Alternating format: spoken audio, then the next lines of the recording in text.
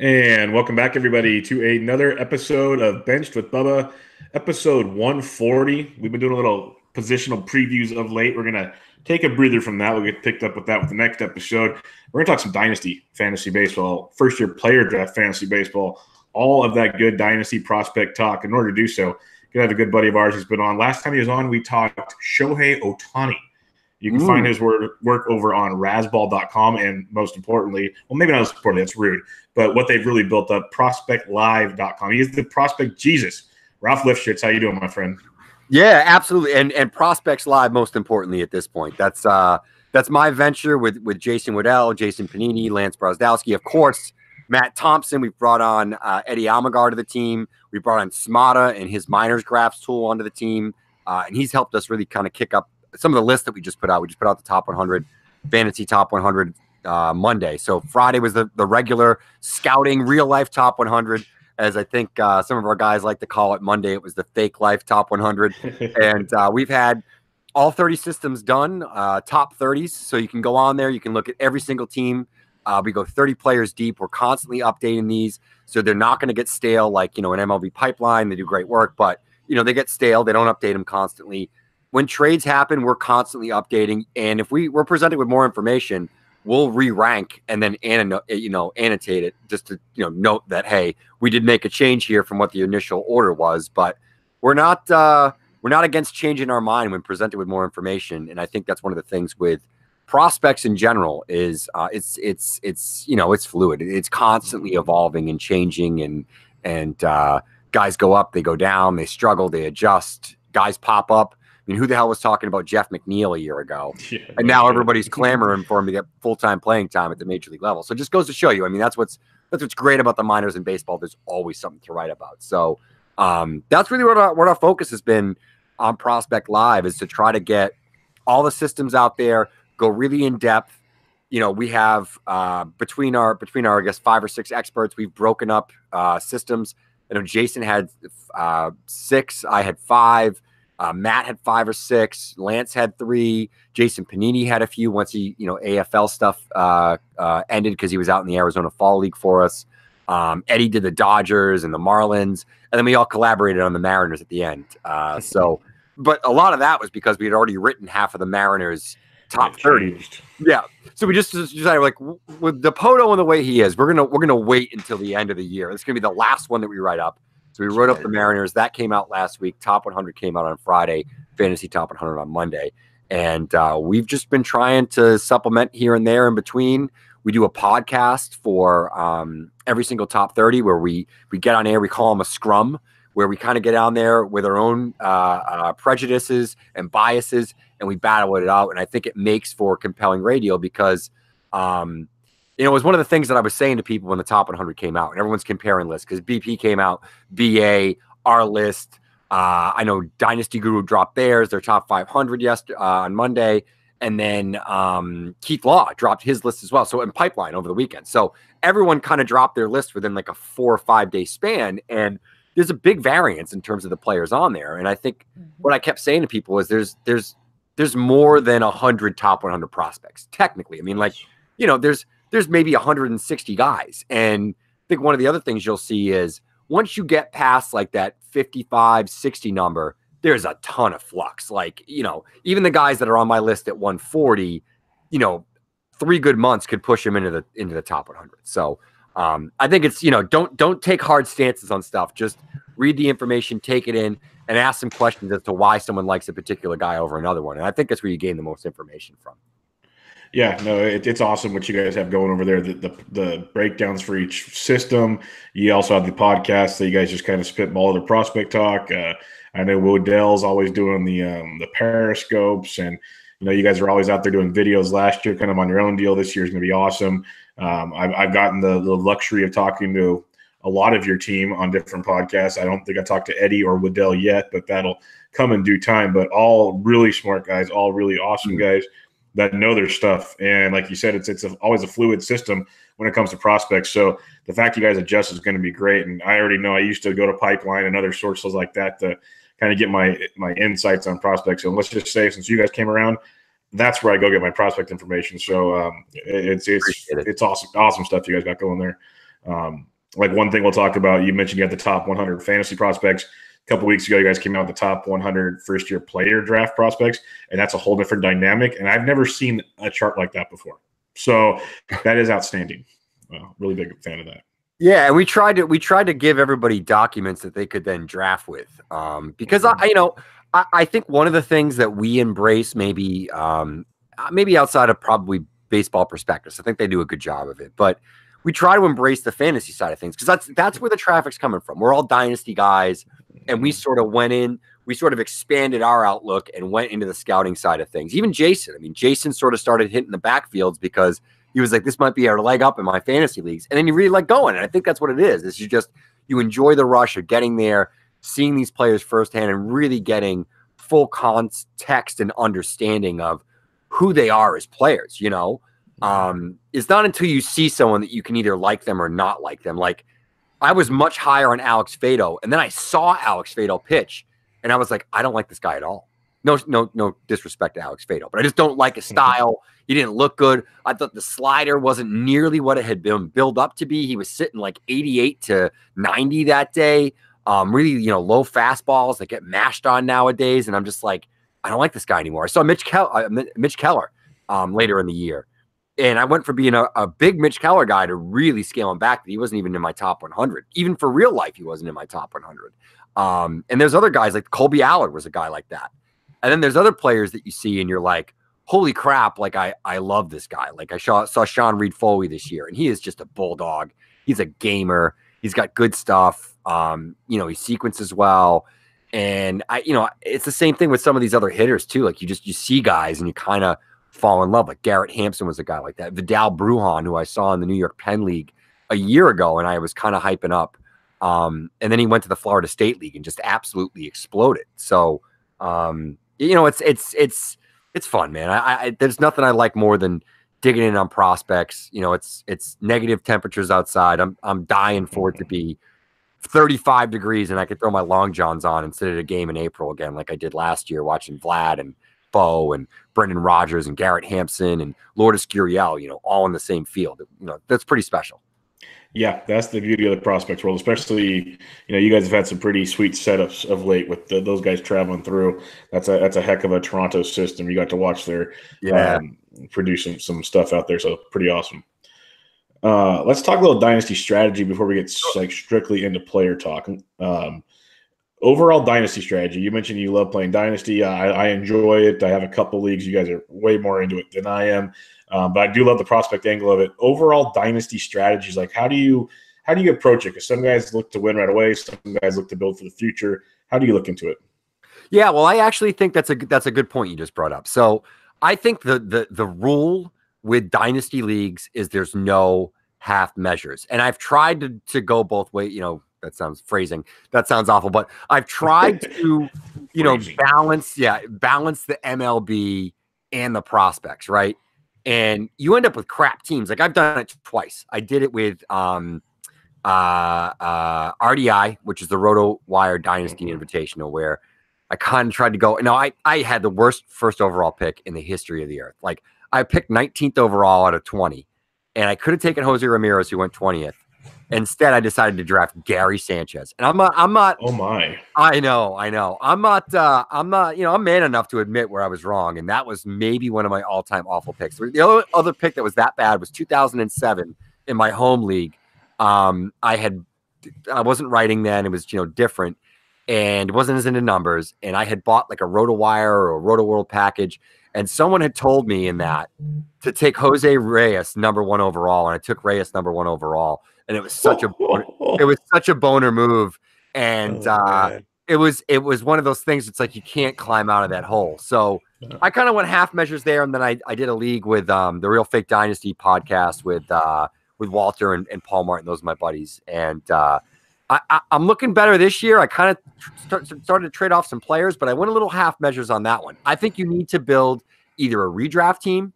You draft a redraft team. You don't even think about prospects until like your last 10 picks. Okay. Let's say if that's what the minors is, or you do what I did recently in a 30-team salary cap dynasty. And I think for that particular format, because I play in all different dynasty styles, shapes, sizes, whatever. I think with salary cap, draft all prospects. I went nothing but prospects for 50 rounds. I just finished up this morning. And, obviously it gets really deep later on. And that's when I start to draft like some of these relief prospects that I think will be up in a year or two, my last 5 or 6 rounds. And I build my bullpen that way. But what you do is you get all these guys, because the way salary cap dynasties typically work is players are cost controlled for like the first 4, 5, 6 years of their career once they're past their limits. So you have cost control, just like an MLB team, and that's assets. The other thing is prospects are a currency in trades, especially good prospects and depth of prospects. When guys decide, hey, my team stinks. I have half an MLB team. I want half measures. I got half an MLB team. I got prospects. I want to rebuild. I love this guy. I'm going to approach this guy about trading for him. You have a ton of leverage when you have prospects. And that's what that guy needs. You can get that star player that may have 3 or 4 years of shelf life left for a huge discount because you happen to have a prospect, and you essentially you eliminate the risk. Maybe long term is some risk, and I've gotten burned with a few of those. But I know in some of these salary cap leagues, like I grabbed Clayton Kershaw. I think the best prospect I gave up maybe 3 years ago was like Jorge Bonifacio, and it ended up winning me championships. Yeah, I mean, you just got to look for the opportunity, and I think that. In your straight ahead dynasty league, 12 to 15 team, and you don't have any salary cap implications or people implications. It's just kind of straight dynasty. For me, I think you have to go redraft, man. Draft the best freaking team, try to win, and all those pieces you could probably trade off a little bit later, especially in a format like that when there's no salary component. I think you get a lot more value with vets. So look at the scoring, think about it, think about what, the plan is for 2 years and then 4. For me, like, some of these teams I have, maybe they're 3 years out, 2 years out. Okay. But, when some of these shallower leagues, man, you should be able to turn over your roster. Like I have a 12-team dynasty league that's like my home league. And, I think I probably turn over that roster like 60% every season, because there's no reason not to. Yeah, maximize the assets you have, like you said. So that makes a ton of sense. When you're talking about not going full prospect, like kind of going for it now strategy, do you worry about age at all in that, or do you focus on some say the guy's 27 to 29 peak years? They try to draft really good players. I'm not saying draft punt guys, but try to draft the younger side of that at all. Yeah, I think the first your core that you're building early on. You're probably going to go for guys that are sub 28, right? Yeah. You're going to target those guys that are between the ages of whatever, 21, 20, 19 if you're Juan Soto, and probably 28, 27, right? Because you can get a good core that way that you probably can have together for a few years. And then what starts to happen frequently in these drafts is once you get past like round 6, round 7, round 8, these guys are great values, guys that are first round, second round, third round players, pitchers that fine if I get 2 years out of this guy, but who knows? I mean, there were people probably avoiding Max Scherzer in drafts 2 years ago that the guy that ended up drafting him is probably laughing all the way to the bank. I mean, you can't write off, guaranteed production or, an actual track record too. So I think that, when you do go, full redraft, I'll call it, when you're chasing the championship year 1, year 2, it's good to be young enough that you can transition over time, because what you can do is you can draft prospects on the back end, maybe some guys that are a little unheralded, and then let them marinate for a few years, watch them gain value. Maybe they fill slots, maybe they're pieces that you can then trade to fill in and move some of those other veterans. And there's just, it's always moving parts. It's like a chessboard. You have to constantly be thinking on 2 moves ahead, and what this move does allows me to do this, and then I can do this, right? When I make a trade in Dynasty, it's rarely a single move, which is why I probably make less trades in Dynasty than other people, but I'll make trades in like a flurry. Like I'll make 4 trades in 3 days because it's like essentially like I'm talking to this guy because I'm like, all right, this guy bought on this. I know I can now move this and get this back. And that's the fun of it, is trying to come up with a long-term strategy. But I think, the other advice I'll give is don't worry about losing too badly. Like, don't worry about losing a trade. If you think it's going to help you short-term and it's the guy that you want, go and get him, because there's a lot of times where it looks like it's a safe deal and the opposite turns out to be the case.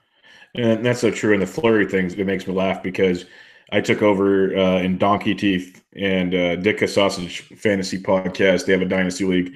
You know those boys. And they had an opening this year, so I decided to take it. They showed me the roster. I'm like, yeah, it's going to take some work, but it'll be fun. I think I made 6 or 7 trades in about a 72-hour period. And like some of those guys got flipped multiple times. I felt like Jerry DiPoto. It was a lot of fun, minus the heart problem in the hospital. But it is kind of how you have to do it. You have to. It's almost like you said, you're playing chess where you're not just making one move to make a move. You're kind of moving all kinds of pieces around. You're planning ahead, like 3 steps ahead. And it is a different animal. That's why I like dynasties. You can change things year to year. It's different. You said if you're not moving like 60% of your roster, it's so true. Because if you're just sitting there with a steel roster, you're probably not going to be contending, or you have the best luck on the face of the planet. That's just face the facts there. So with that being said, you've done your regular draft. You've made some moves. You've had a season or 2 in.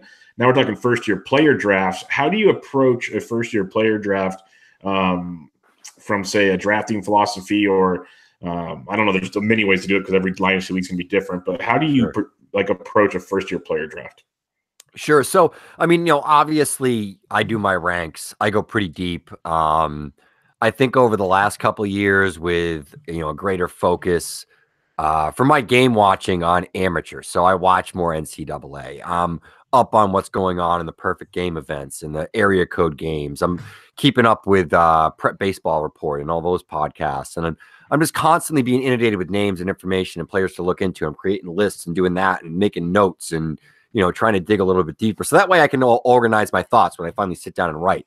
I go to a ton of Cape Cod League games. So now it's like I have much better understanding of players. So I sit down, I make my list, and I start to, I rank them out straight in terms of like who's the best talent. And then, I kind of break it down by position like I would with, my top 100, and I'll do, top 10s for each position or whatever it might be. So that way, if I have to draft from this position and do that or whatever, I know. And then the next thing I typically do, and it's the last part of the process, is most leagues that I'm in with first-year player drafts, unowned minor league players are available as well. And I think that this is the biggest difference maker. If you want to win, this is what's going to help you win. And we're all about winning, right? So you go through that freaking player pool, like on Fantrax. I will go through 160 pages, however long the player pool is, and I will add every guy I think is interesting to my watch list. And then I'll go back, and then it's like during the draft, I got 15 pages of watch list guys. I'm like, all right, these are the guys I want to add. And then I can make a list of, all right, these are my top 15, and it's almost like Mel Kiper during like the NFL draft where like I got my, my big board, like, best available. And sometimes it's a first year player draft guy. Sometimes it's the guys that are available, but you'd be shocked at some of the guys that you can pluck in some of these leagues. I mean, I'm thinking back to a couple of like my 30 teams this year. And I know Davey Garcia from the Yankees, who I think is great pitcher. I was able to pluck him. There's some other guys like Jan Torres from the Cardinals, a guy that they had acquired. I actually think was it the Lance Lynn deal maybe? But he was kind of a throw-in, and he's a complex guy that's totally broke out. And just, some of those other sort of guys, some of these J2 signings that don't pop up until later in the AZL. And, maybe your league, I know a lot of my 30-team dynasties, I can't pick up prospects after a certain date. So you have all these guys that are available. And sometimes those are the better players to grab. Sometimes it's even a guy like, a Ryan McMahon, who I like from the Orioles, or Jeff McNeil from the Mets. There's always guys available. No, that's a great point. As everyone thinks first-year player draft, we're going to go and take the guys drafted this year, obviously, in the MLB draft, and those are the guys we're going to target. When, there's probably a lot of AA, even single A, but maybe even AAA players that maybe got promoted towards the end of the year to AAA that might be on a team in a year or two compared to some kid in rookie ball that you never know what's going to happen. So exactly, that's a very good point, because that's one thing I've always emphasized with prospects is, these guys are awesome. Don't get me wrong, but from rookie ball to the pros, not all guys go like you said, Juan Soto, and all of a sudden single A to the pros. they're going to take their sweet time getting there sometimes, and that might take 4 to 5 years, and they still might be good by then, but that's 4 or 5 years of your fantasy baseball team that guy sat there while he could have done X, Y, or Z. So there's different ways to look at it, and that's kind of the beauty of the Dynasty game. You got to really evaluate where you're looking at things. Yeah, and I agree. I would have to agree.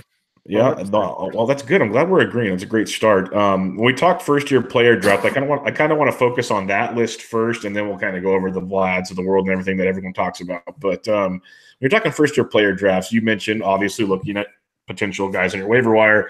You have UC Kikuchi towards the top.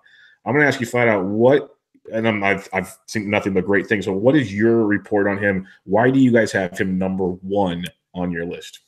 Well, I think he's number 1 for me because he returns the most immediate value. I don't think he has the most upside in the list, probably not even close. There's a bunch of guys for that. I mean, it might even be somebody like, Jordan Adams, obviously Nolan Gorman, Xavier Edwards. There's a lot of guys. But I think in a year where sort of 1 through 11 is in flux, there's a lot of close guys. It's a lot of opinions. It depends. There's people like, BP, Brett Sayre is all over Nick Madrigal. I have Nick Madrigal at 11. He's not even in my top 10, where I think a guy like Kikuchi comes in, he pitches right away. There's an excellent success rate for Japanese pitchers in their first half of their first season. I think that that's a guy that could potentially gain value.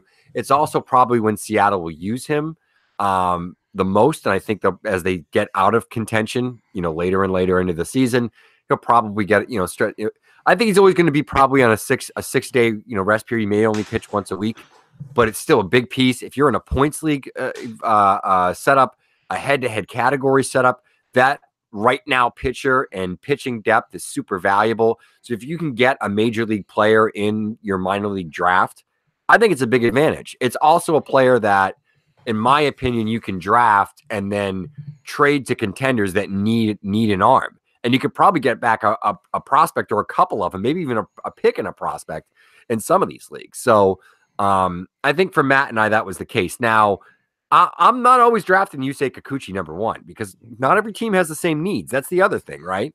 Yes. We present the information to you. I thought ranking Kikuchi because he's a pro. I thought ranking him number 1. And I think there's a lot less uncertainty with him than there is with someone like Merrill Kelly, who, was a kid that was in the Rays system, went over to Korea for a few years, came back, has remade his stuff, really had a big jump up in his velocity, spin, all that sort of stuff. He's got a guaranteed major league contract with the Diamondbacks. Maybe he's the Miles Mikolas of this year. I don't know. But I still think there's a lot of risk with that. It's also Korea. Is it going to translate, right? So with me, like Kikuchi is just the one guy in the draft where I think it's plug and play. And that's really valuable. Even if you're a rebuilding team, it's not so bad to be able to grab a pitcher like that. Usually most of these drafts in my experience go 5, 6, 7, 8, 9, 10 rounds deep, even depending upon how deep your league is. You have so much upside to target after that first pick. Take the sure thing, whether it's a trade chip or a piece in your rotation. I think it's valuable. And I know for like my points leagues, I'm pretty sure the kid with the number 1 pick is going to take Yusei Kikuchi over Wander Franco, who's available. I'm trying to trade for Wander Franco right now, but yeah, it's kind of funny. But yeah, I think that, it just goes to show every league has different value. Is Kikuchi always the slam dunk number 1? Absolutely not. But I think that there's a case that can be made. And ranking him like 4th, I think, is kind of goofy, in my opinion. And that's kind of what I thought when I was looking at it, is you have him number 1, not just because of his skill set, but he's going to be their opening day. Jonathan India is number 2, everything looks great with the kid. Like I saw him during the draft, the profiles then, your guys' profiles now, everything looks outstanding. And you have a number 2, which rightfully so. When you're looking at pitchers as prospects, and kind of my philosophy is I'd rather take bats all day long and work on pitchers. I've heard that from many other people. How do you look at pitchers being as prospects compared to offensive players when you're kind of maybe trading or drafting those type of talents?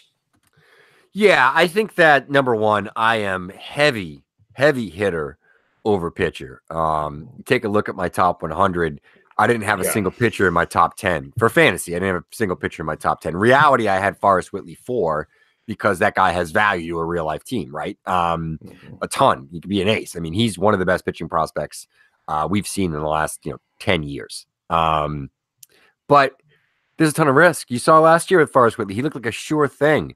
Brett Honeywell looked like a sure thing. Michael Kopech looked like a sure thing, maybe a little bit less, but injuries, man. Two of them had injuries. One of them had a drug suspension for stimulant, whatever it was.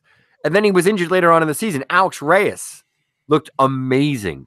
He looked like the best pitcher in baseball when he was pitching in the minor leagues. I mean, he was absolutely working people. Like, there was one game, I think, with Springfield where he might have struck out like 13 in 5 innings. Like, it was stupid. It was like Clemens, 20 strikeout game.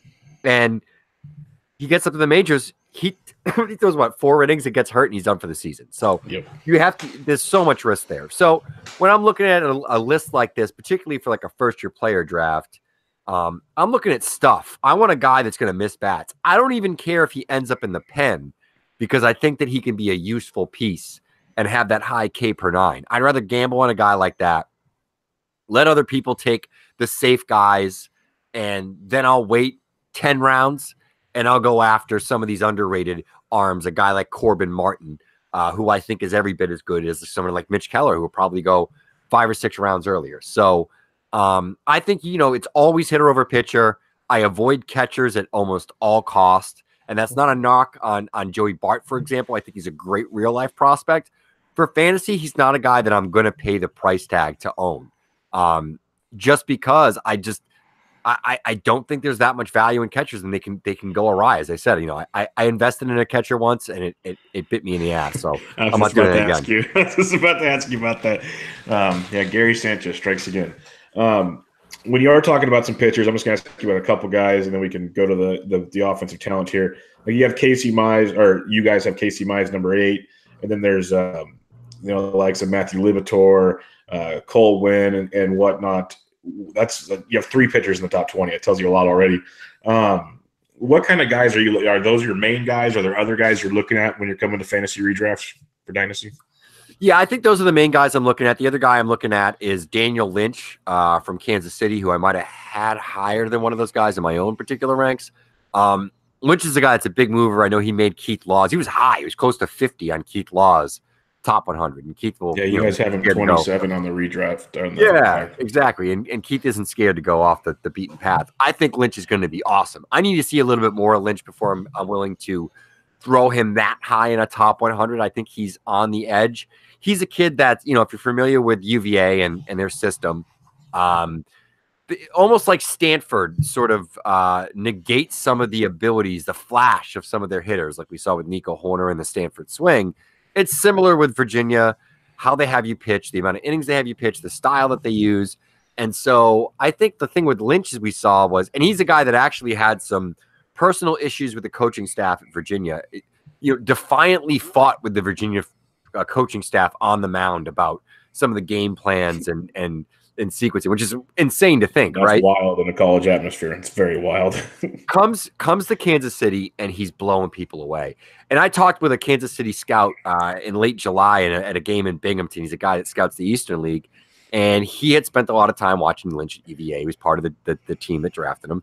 And one of the things that he had said was like, I agreed with what he was saying. Like, I would talk with him after the game, and it was like, yeah, everything you're saying is 100% right. You should be doing what you think and not what your coach is doing. That guy's so it's kind of funny how, sometimes with guys like that too, they can just pop. And for me, I need a little bit more of a track record, and just to know it's not somebody breaking down dudes in rookie ball, right? I mean, we see that all the time. People get fooled by rookie ball numbers. Don't get fooled by college guys in rookie ball. But I think Lynch is another guy that can potentially break through.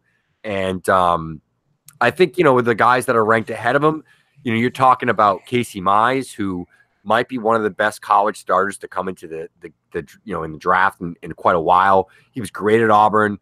A guy with elite feel. He's got multiple versions of all of his pitches. That's the thing. He can shape his pitches.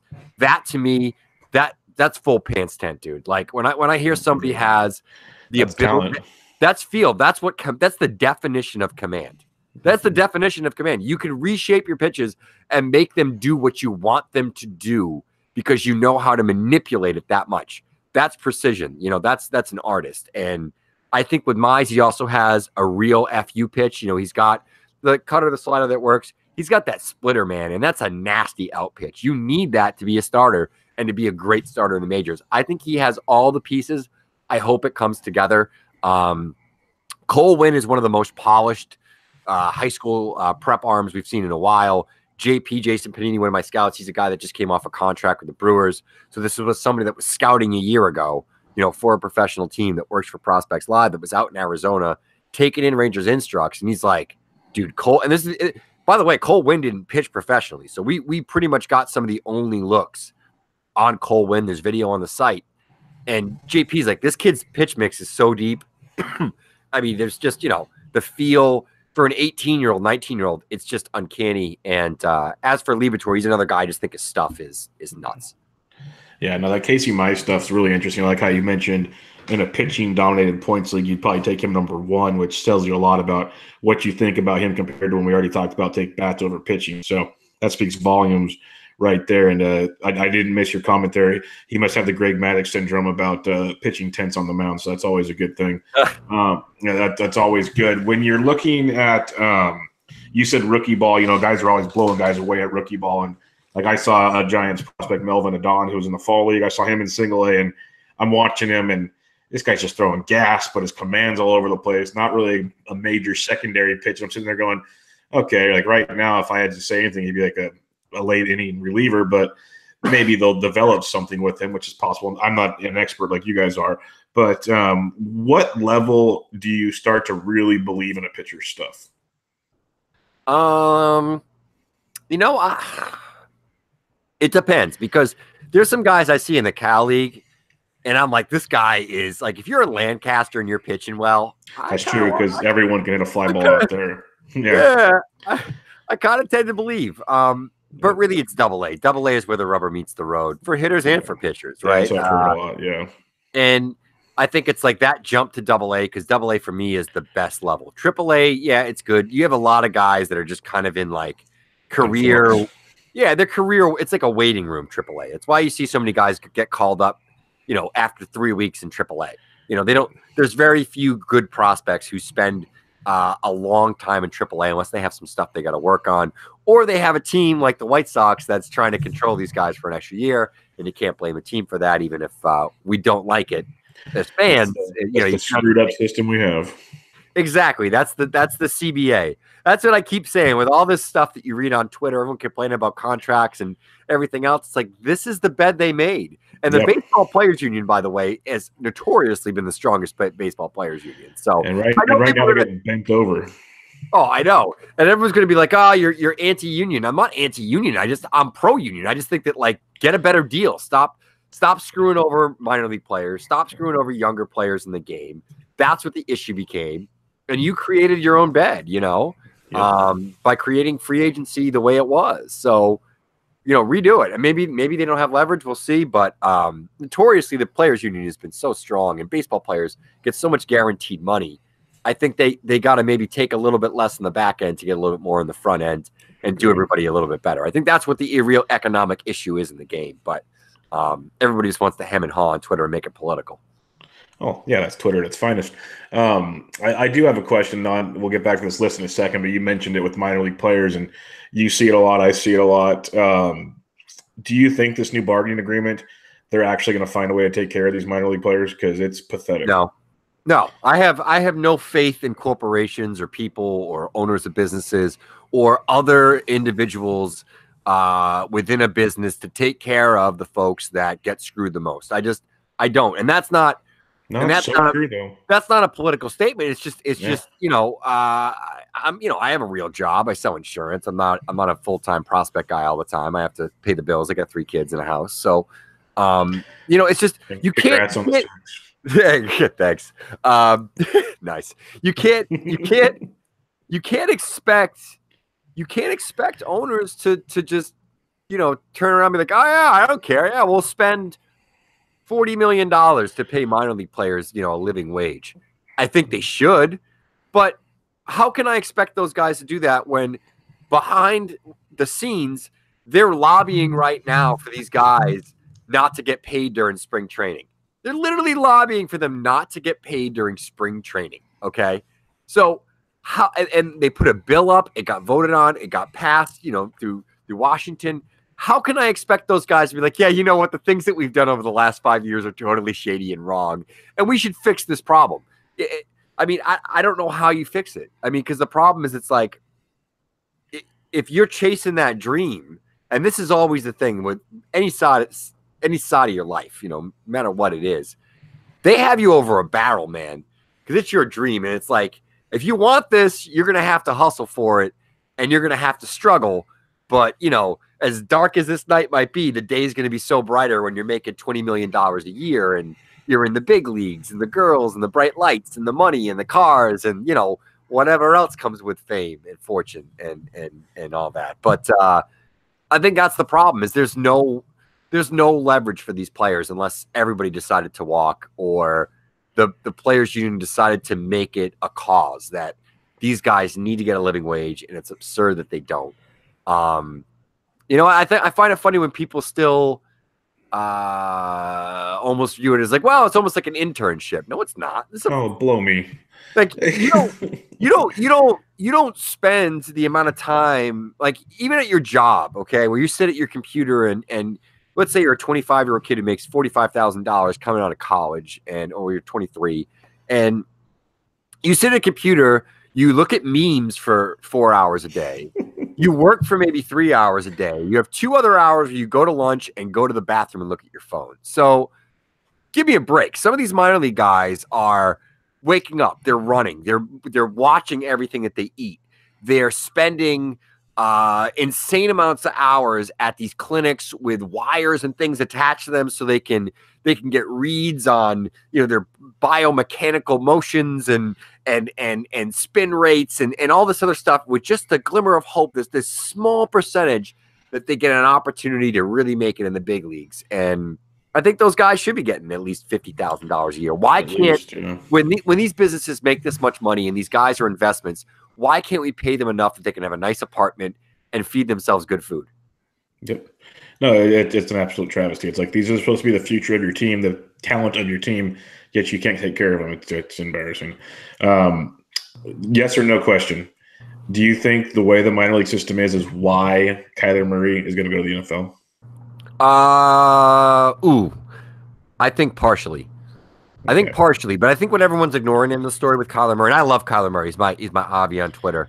I work with a bunch of Alabama fans, and I'm a antagonist and a contrarian. So I came in and I was like, first day of work, I started in August. I was like, Kyler Murray's going to win the Heisman. You're crazy. Kyler Murray isn't even good enough to start. All right, he's going to be better than Baker Mayfield. No, I don't know if he is. Statistically, he was, but Kyler Murray's father is a quarterback coach. He's a football coach, and True. Kyler Murray could have been a first-round talent in the 2015 draft. He was one of the best athletes in that draft. He could have signed, if not first round, second round, for like a big bonus. Somebody would have bonus bumped him. All right, would have went Daz Cameron and signed him for $2 million in the second round. He wanted to go to A&M. He was actually, I think he was in the class after Manziel left for A&M. And so he kicked around there for a while. He chased the baseball thing, I think, when football became maybe less of an option. And he went to Cape Cod League. He was there for a little bit. He left, had to go back for Oklahoma practices. He was a backup. Goes through the motions this year, gets drafted, had a very good season with Steely Walker as his teammate on that Oklahoma baseball team. Goes in the first round. Oakland signs him. Everyone's jacked up. I'm jacked up. I'm figuring, even as I'm watching Kyler Murray, it wasn't until the West Virginia game, at the end of the season, they go to West Virginia, they win. And I said to myself, he's going to the NFL. He's going to the NFL. And that night, Todd McShay had him in the first round. He's going to the NFL. As soon as there was first round buzz, there was no chance. It was over. And quarterbacks always climb. You could tell me a guy is 30th, early second round talent, 3 months before the draft, 4 months before the draft. That, as soon as the combine happens, that totally changes. And an athlete like this is going to blow people away. His makeup, his commitment. Yeah, I think he wanted football. I think football is his passion. That's what he wanted to do. And I think baseball was a fallback plan. I think he knew that if NFL teams, if he was going to be a third round pick, man, go and take the $4 million or $5 million, play in the minors for 2 years, 3 years, hone your game, and get up. Right? I mean, he's also a big bonus guy, so it's a little bit less of an issue because once you get into the third, fourth round, that $5 million is essentially equal to your guarantee. It's more than your guaranteed money, So I think that was the break-even point. Once he was a first-round guy, it was done. Yeah, no, as he kept winning and getting more Heisman buzz, I kept telling guys he's not coming. He's not coming. It's not happening. A lot of A's fans out here by me are like, it's not happening, guys. Just realize it real quick. You wasted a draft pick like I told you did on draft day. But it happens. It's just the way it works, and I can't blame the kid at all. It would have been fun to see. But let's get back to the first-year player draft talk. We're not going to go position by position. We're just going to kind of talk about a few guys in your top 10 or anybody else that stands out. But I wanted to kind of get your thoughts. You got Jonathan India. You got Nolan Gorman, a couple other big third basemen that came out in the draft this year. How do you, Alex Baum, how do you evaluate that third base position with those three guys? Because all really, really talented, and everything you read, a lot of similarities with slight differences. Yeah, I think the thing with Baum, it's funny, is everybody is almost like completely written him off because he was hurt and didn't have a great I'm searching for words here. Didn't have a great season because he was hurt. I mean, he didn't really play very much. So I think that threw off a lot of people's perception on who Alex Baum was. I mean, this is one of the best power hitters in this draft class. Now, when I'm looking at a guy like India versus Gorman versus Baum, India to me offers so many skills. He's almost like Nick Senzel, that I think that or in Anthony Anthony Rendon, where I think that he's going to be such a high WAR player. He's going to be in the lineup every day. Great approach. He walks a ton, really tap into his power swing. And for the guy saying, hey, India only had one great season at Florida, he was also a 3-year starter at Florida, okay? Like, that's not something you shake a stick at, right? His third year, his junior year where he went off, he was better against the SEC than he was against non-conference games. That's the toughest power division in the country, and he hit for more power against them, was walking a ton. He runs well. He's instinctual. He's a baseball player. If there's one guy in this draft class that could be Alex Bregman, it's Jonathan India. And by the way, people were shading Bregman in that draft, saying that Dansby Swanson was better than him. And I was one of the idiots that said it. So I was new to the prospect game at that time. So I've learned the things I like, the hit tool, the skills, overall skills. I think Gorman has the highest power potential. The ceiling for him I put on last night when we were having a discussion about these guys. I think, if everything goes well, the strikeouts roll down a little bit because there will be some swing and miss early. He figures out to get the breaking balls. I think he can be Chris Bryant. And I'll also say this. There were some knocks on his glove. I got a few reports from a few different guys that are out in Jupiter because the Cardinals, as well as the Giants and the Cubs, decided to do their instructs in January and not in September, October. And they said that Gorman's made a significant improvement defensively. So I think he sticks to that position. And then Baum is just a power bat. He may end up at first base, but I think he's a 30-homer guy. I like it. A name that I paid attention to the draft. I talked to guys like James Anderson and a couple others around draft time. I was trying to stay in tune. A name I did not hear at all was Trevor Larnach. He's outfielder for the Minnesota Twins now. Talk to me about Trevor Larnach. I had no clue who this guy was. See, and I'm shocked. Can I tell you, I'm shocked you don't know who Trevor Larnach is. Because do you know who Adley Rutschman is? No. Okay, the catcher from Oregon State. Do you know who Nick Madrigal is? Do you know who Nick Madrigal is? Oh, never mind. Larnach was on Oregon State. Okay, I saw him play Stanford. I'm an idiot. Yeah, the name didn't ring a bell. That's the thing, though. He does, but he didn't make any top 100s besides ours. We had like top 25. I remember when he got drafted. I remember on the MLB Network when he got drafted, it was like, oh, look at it's Madrigal's teammate. That's why they kept showing pictures of them together. Power contact, 60 power, 60 contact. Those are the guys that we chase. Tons of approach. And this is a guy that learned how to hit. He honed the hit tool and then unlocked the power. Those are the best hitters. Those are the guys you want to chase. Don't have to go with a guy that's always swinging for the fences. I mean, I don't need Miguel Sano. I want a guy that has some floor. Larnach has that. I am shocked that more people aren't higher on Larnach. I think it's like us, and we had him on our real life top 100. I think we're the only ones with a real life top 100 ranking of Larnach. And then James Anderson's the only one that's ranking him for fantasy, and probably the Welsh. So, and then our guys. So, yeah, I don't know. I do not understand how he is not ranked higher for people, because Larnach is a very good hitter, and yeah, it's a little shocking to me, you know. Yeah, I totally brain farted on that. That was a good one. No worries. Jared Kalinick, he's a top 6th overall pick with the Mets. Got traded to the Mariners. You've seen the pictures on Twitter. He's beefcaking it up. He's just all over the place. How do you compare Kalinick with a guy like Larnach? Well, I think, the thing is, like, what's your window? Do you want a guy that's going to be ready in 3, maybe 4 years? That's Kalinick. If you're looking at a guy that's going to be ready in maybe 1 or 2 years, you're looking at a guy like Larnach or an India or a Nico Horner, So I think it's compare and contrast the two. Just depends on what your preference is. And once again, I think this is a year where there's no clear-cut number one ready for anyone. There's no one guy that's like, all right, yeah, this is the easy number one pick. This isn't that guy. A couple more I'm going to ask you about here. Nick Madrigal, I've already mentioned him. You already mentioned how you're not as high on him as a lot of others are. The kid looks like a great hitter. Some have compared him to like Altuve types. He looks like a Keston Herrera type. It goes all over the board. What is it you see in Madrigal where you're not as high on him as everybody else? All those other guys have more power. I mean, go look at his spray chart on minors graphs on ProspectsLive. Go look at the amount of ground balls he hits, the amount of singles that just, he didn't strike out at all for like an insane stretch. It was like 150 at bats to start his pro career or something. I don't remember what the exact number is. But he wasn't hitting any homers. He didn't hit any homers. Like, you need to hit for some power. There has to be some impact there. Otherwise, like, you can't be a first 3-round guy. Fair enough. Maybe, if you get some additional counting stats, you hit at the top of the order. The White Sox could have a really good order. I think he's going to be a very good real life player. I am suspect on him being a big fantasy impact guy. I think he's a guy that will start. I think he'll have some 12-team relevancy at some points, but I am just not sure that he's going to be 100% owned in redraft leagues, 12-team redraft leagues forever. I like that. This is why I've got you on here, because there's a lot of guys really high on him. I'll talk about a couple Latino players here, a Cuban player for starters.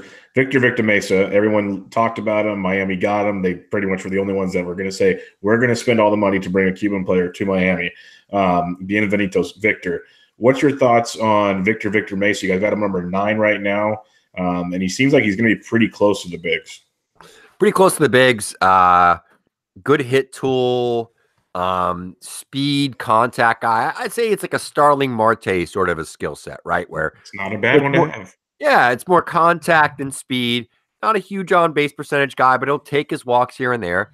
And he's got the wheels to steal 30 bases, and maybe he chips in 15 to 18 homers. I think he can be that kind of a guy, which can be very valuable. But there's a huge risk factor with these Cuban guys. They're just definite risk factor. The fact he's so close to the bigs, if you are in a first-year draft, say you got a top 2 or 3 pick, do you think about taking him there for his more immediate impact, or do you still like the Indias of the world and whatnot? Yeah, I think I'm still going Indias and those sort of guys, and I'll wait a little bit on Victor. But there's some folks, I think James Anderson had him 1, if I'm not mistaken. So there are some people who think Victor is the best player in this class, and they might have a case. Well, and that goes back to everyone's got a different viewpoint, a different eye they watch with, and that's kind of what makes prospects fun. Exactly. Another guy I want to ask you about, one of my San Francisco Giants, Marco Luciano. The Giants have actually made waves in the international world for once. It's kind of nice. And he's a big-time, or at least looks like a big-time prospect. You guys have him 10th in a redraft league. He's still very young. But what's your thoughts on Luciano? Well, we just got some video of him, actually, because JP was out at a Giants Instructs. We had an article that went up last week on the site with some video, seeing some of these guys, as well as like Jario Palmares, who's another big signing that they had, I think around $1 million. And there's another kid that his name is escaping me. But, Alexander Canario the year before. They've had some good J2 guys over the last 2 years. They've had some good players, and I think it's kind of littering their top 5. Marco Luciano, I've been talking to Ben Badler about Luciano now for maybe a little bit under a year. We had him on the baseball show a couple times right before the J2 signing period. And far and away, Luciano is considered the best hitter in this class. we had on Ben Badley the year before, and the player that he said was the best hitter in that class was Wander Franco. Okay, that's pretty good So praise. Ben is down at these.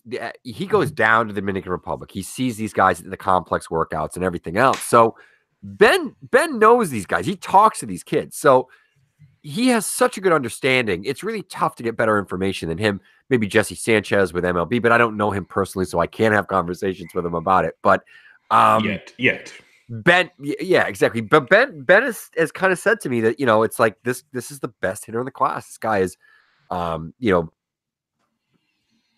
not a speed and defense guy. That's not why he's getting rated this way. It's just pure mash and like middle of the order bat type of stuff. So that's a guy I'm willing to bet on. JP confirmed the same. He's impressive, man. He might be a guy that blows up over the next year. Okay, I like the sounds of that. I'm not going to pick any more names out for there. Before we get to the overall fantasy top 100 real quick, are there any other names that kind of stand out to you that maybe not on everyone's radar to look for in your first-year player drafts on this list? Obviously not what might be available in their league. Yeah, sure. I think, if you go deep enough, there's a guy that I'm really interested in by the name of Terran Vavra, who was a Minnesota player, University of Minnesota. His father, I believe, worked for the Twins for about 30 years. So baseball family. And he's a guy that in some of our advanced searches with like average fly ball distance, he showed up really well for guys that had a smaller number of fly balls just simply because he was a short season guy who was in the draft this year. He looked like he was tapping a little bit more power. There's a hit tool there. He's got an off-field approach. He's got some speed. He's got some defensive value. Colorado. I think he's a guy that could potentially tap into a little bit more, drop his hands, some more pull side power, and he might be able to take a massive jump in terms of what his value is because he's got all the other supporting tools there, the hit tool, the defense, the arm, the speed. So, whether he ends up a second baseman or shortstop, I don't think matters all that much, but I think he's a pretty good offensive player. And he's somebody you're going to be able to get for relatively cheap. And then I'd say, another guy, maybe Bo Naylor from the Indians. You're probably able to get him relatively cheap. I think he's an interesting player. Osiris Johnson. And then maybe even if you're willing to gamble and go with a Rockies arm, maybe Ryan Rolson, who I think was an Old Miss lefty, but he's got nasty swing and miss stuff. You might be able to get him a little bit later. I think he's interesting. If you believe in the change in the Rocky system, maybe there's a chance. So don't hate it completely. Yeah. Let's go to the overall top 100 before we wrap it up. We've had you for quite a while already. It's been awesome stuff here. Your top two, you got Vlad and Eloy. Those are kind of standard operating procedure. We expect both of them up rather early in the season. Let's start with Vlad. He's going around pick like 45 in FBC leagues. Are you good with taking him pick 45, or is that fact that he's still new to like the bigs and all this stuff? Do you temper it down a bit? No, I'll take Vlad at 45 all day long because I think that he may only jump around in terms of value, but I think you're getting a guy there that's number one. He's fun to own, and I mean, he hit 400 in AA, like for months, and it was cold. That's the other thing. It was like there were games the first month of the season where like Vlad really wasn't hitting a lot of homers. Be like, where's the power? It's like, dude, it's 30 degrees right now. Like I'm at a game literally in a ski mask and long johns. I'm not kidding with you. and this dude's knocking doubles, and you're mad that he's not hitting taters. As soon as the weather got better, got a little bit more humid, the ball started to travel. Unfortunately, he got hurt when he did, but I think there would have been a chance we would have seen him last year in the majors. I think service time be damned. I think that it would have been something good to do for the player. You have a relationship with the family. Vlad Guerrero Jr., I think the last team he played for was the Blue Jays. He was born in Canada. I've always said I thought last year he could have been called up in August had he not had that injury and missed 6 to 7 weeks of the season. Because he came back, played a few games in AA. He went to the induction ceremony in Cooperstown for his dad and drove, a number 3 or 4 hours north up to Buffalo. So, and he ended the season there. I don't know how they bring him back to Buffalo. I mean, he has the highest. It's not just me either. He has the highest projected batting average according to Steamer. according to Steamer. Yeah, Steamer 306. It's crazy. And they're notoriously low on prospects, right? So that shows you. They're low on everybody. I've never seen somebody with his hands in my life. Forget the barrel control, hands, just basic hands. He can be fooled by a pitch and make an adjustment and still drive it. He's nuts. I don't even think you can. You're not gonna be able to shift on him. I mean, he's one of the best hitters I've ever watched, and I've been going to minor league games since 1991 because I grew up about 5 minutes from the Pawtucket Red Sox. I saw Mo Vaughn come up. I saw Chipper Jones come up. With Richmond at the time before they moved. I saw Mookie Betts. I saw Mookie Betts at Lowell. I saw Mookie Betts at AAA Pawtucket. I saw Xander Bogaerts at AAA Pawtucket. I've seen Aaron Judge. I mean, I've seen all the stars in the game with the exception of Mike Trout in the minors and Bryce Harper just because of timing. But Trey Turner, I mean, and Vladdy Guerrero Jr. is the best hitter I've ever seen in the minors. It's high praise. It's very high praise. That's awesome. Okay, I've been always curious. I believe the talent's there, the excitement's there. Pick 44 and kind of got me scratching my head a little bit. But I'd take Eloy too. I mean, that's where I was going next. Yeah, Eloy at pick 120. Yeah, even if Eloy at pick 120, oh my God, sign me up. I'll take him at 100 because another guy, he's ready. He's ready. He's going to hit for a high average. He will hit for a high average. You want to plug minor graphs, go look at his spray charts, and you might have blood flow problems. Yeah, he's I think he's our home page player for that reason. We want to see if you can handle the minors graphs of Eloy Jimenez before you go on to anybody else. But I mean, I caught him for a couple of series this year, and he was so impressive. I mean, he was more impressive maybe. And it's funny. I saw Eloy this year. I saw Ronald Acuna at the beginning of the season in Pawtucket. I remember that, yeah. Before he got called up for a series. I saw Vlad a million times. So I mean, I've seen a lot of interesting players. I even saw Daniel Murphy this year on a rehab assignment. I miss Juan Soto though, but and I'll say, man, Eloy the hard contact is so easy for him, and he's got good, and he just makes good contact most of the time anyway. They're very rarely bad at bats with Eloy. Very rarely. I think he's going to be another special guy. He could hit 30 this year. Okay, that's two guys we expect to be up right away. Victor Robles is another one. You have him ranked 4th on your guys' list. I tell people we love Juan Soto. It's amazing. If Victor Robles wasn't hurt, we might have not seen Juan Soto last year. In reality, we have to think about that real clearly. Victor's going to be here, and people were in love with him. They missed him because of Soto. And now he's appreciated, but the hype doesn't seem to be there like it should be. And I know how good he is. Can you explain to these people how good this man can be and why we should be looking at him? Because when you're talking NFBC right now and everything, we're talking a draft spot of 104 at the moment.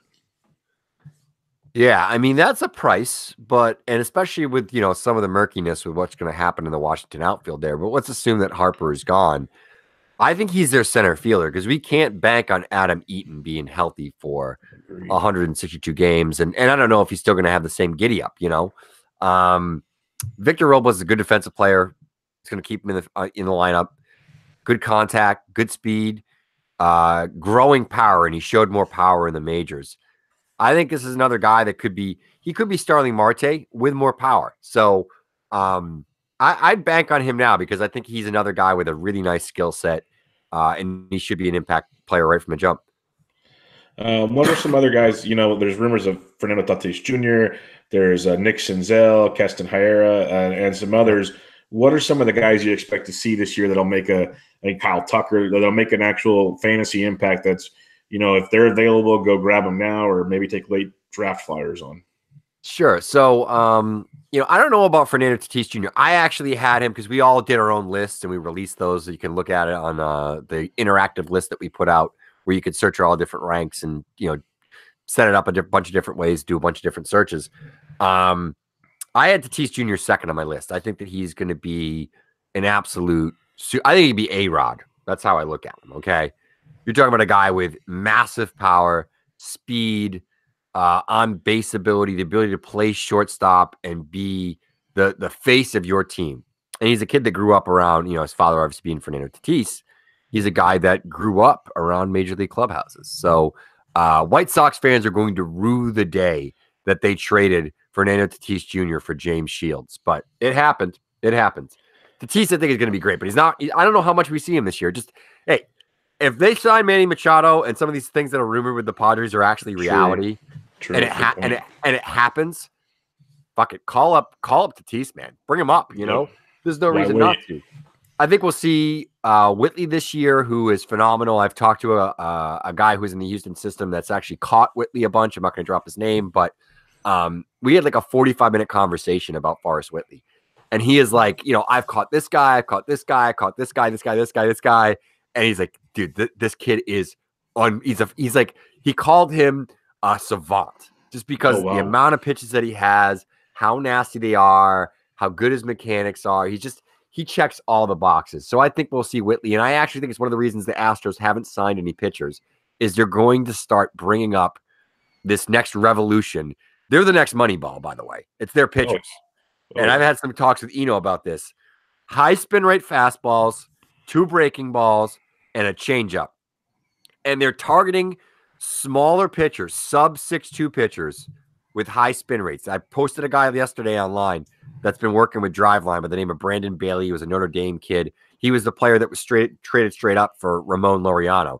Do you think the Astros would give away a player like Ramon Laureano for nothing? No, they know something you don't know. They have the secret sauce, okay? They got the recipe in their cupboard, and they make it every time they make a Big Mac at home, all right? They got the secret sauce. So trust the Astros. But other guys that can make an impact, Senzel should, as long as he's healthy. I think that, Eloy FC Robles, Tucker, I just don't know. I just don't know if the Astros are going to play him. And he may even need another year. It wouldn't shock me. He's a divisive guy. I've always been a fan, but I'm a little tepid somewhat just with his redraft value. I don't know if I can go all in on him. Jesus Luzardo should get a lot of innings in Oakland this year. He may even turn out to be their ace. Real quick sure. Before you go on, how do you look at Luzardo versus Whitley? It's not close. I mean, Whitley is. That's what I want to hear. Yeah, I mean, you're talking about ace ceiling versus number 2 ceiling, where Luzardo is very polished. I like him, but he's a 3-pitch guy, and he's not big, and he's had Tommy John before. Where you're talking Whitley, you're talking like a 6-pitch, a 6-pitch mix. And the thing that Jason Panini, when he saw him a lot out in Arizona, was saying to me, and that's the guy I was talking, from Prospects Live, that obviously is a former scout, he can play teams differently depending upon the day. One day he wants to use his curveball. The next he's going to use his slider. And he can sequence differently to different people. So that's so tough because that means that you don't even know what his scouting report is going to be. You're like, are we going to see this Whitley? Or are we going to see this Whitley? Or are we going to see some freaking Whitley we've never even seen before? We never even imagined. Like, who knows? So I think that's not a knock on Jesus Luzardo. That's simply how good Forrest Whitley is. He is an amazing pitching prospect. Where I think Luzardo could be.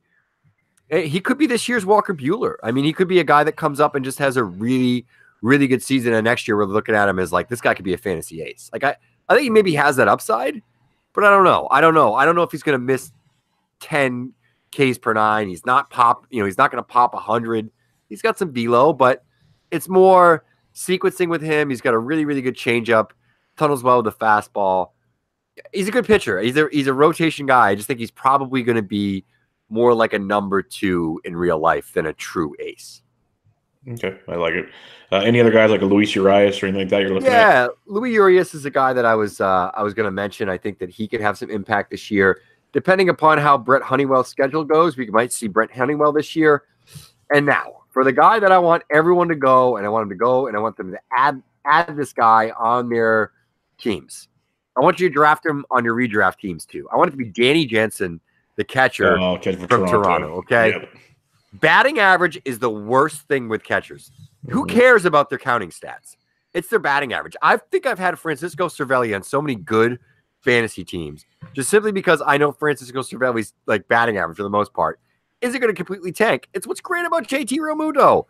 I think that Jansen is a guy that could hit 12 to 15 homers and hit 300 right out the jump and give you some pretty good counting stats too. So I think he's a guy with a high floor. You can get pretty cheap. I mean, I know Razzball, Gray, when I do the podcast with him, we're doing the rankings. I think he had Jansen outside the top 15. Really? Yeah, I think he's a top 10 guy. I'm going to be drafting Jansen on all my teams. Yeah, once Russell Martin got traded, I think I moved Jansen to 9th or 10th in my catcher rankings. Yeah. I think he might be top 5. Like, I made a bold prediction last year, and I said Ozzie Albies would be a top 5 second baseman next year, and he is. I'm going to say next year Danny Jansen is a top 5 catcher. I know it's not going as much out on a limb as second base because the second base is significantly deeper, but I think Jansen's going to be a top 5 catcher next year in fantasy. It's still a big limb, and you heard it here first on Bench with Bubba, folks. Danny Jansen, top 5 catcher. Ralph, I could sit here and talk prospects with you all day, but I don't want to keep you all day. Thank you. Your knowledge base is outstanding. And what I'll tell everybody to do, and I'll let you plug it again real quick, is go to Prospects Live, and you can find all of this stuff and much, much more, plus his own shows. So you don't have guys like me asking questions. You just have him telling you all the good stuff. So let everybody know what they can find and where they can find you.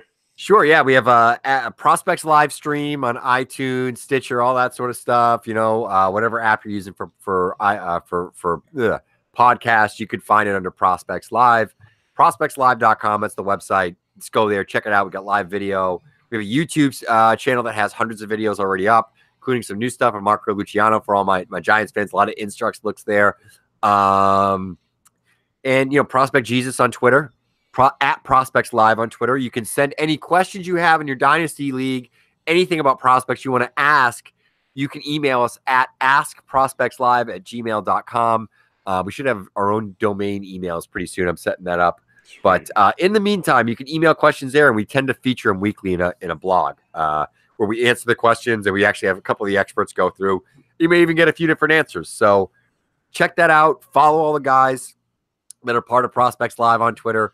At Jason at the game, that's Jason Waddell. Matt Thompson is at MD Tomp, THOMP He's got to get a better Twitter handle. I'm sorry. I told him that when I had him on last time. Like, dude, that is just a mouthful of nonsense. And Lance Brozdowski, you can follow him at Lance Broz, BROZ. Jason Panini, that's at Jason Panini. Last name is PENNINI. Eddie Almaguer, you can follow him at Eddie Almaguer. They all have their names. Kyler Peterson, we got a few other guys. Chris Dunn. Follow them. They're all hitting, games right now in Florida. We had some Carter Stewart stuff, who was the Braves draft pick last year who didn't sign. We got his first start, collegiate start today. So you can see if you go over to Prospects Live Wall on Twitter, we got some videos up there, and we'll have some videos up in the YouTube probably by the time this airs. That's awesome. Yeah, a lot of great guys. I've talked to Minnie already. Panini is just an awesome dude. Talking to him is it's next level. So, yeah, good stuff there. But, again, Ralph, thanks for joining me. It's a pleasure. We'll have to talk again sometime. But, everybody, this is Bench with Bubba, episode 140, Dynasty Fantasy Baseball Talk with the one and only Ralph Lifshitz at ProspectLive.com. Catch you later.